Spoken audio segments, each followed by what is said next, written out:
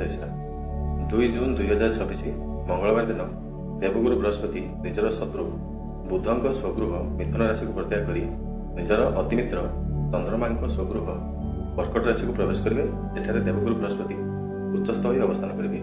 तेबे देवगुरु बृहस्पति गोचरकालीन शुभाशुभ केवल लग्न अथवा जन्मराशि को आधार कर विचार करने उचित नुह। एभली क्षेत्र में किसी विशेष दिग प्रति ध्यान देवा पड़े। जपरी जन्मजातक जदि अष्टक भाव अनुसार कर्कट राशि अधिक विद्युत प्राप्त करते तेज चलित देवगुरु बृहस्पति कर्कट राशि संचार अधिक सुफलदायक रह।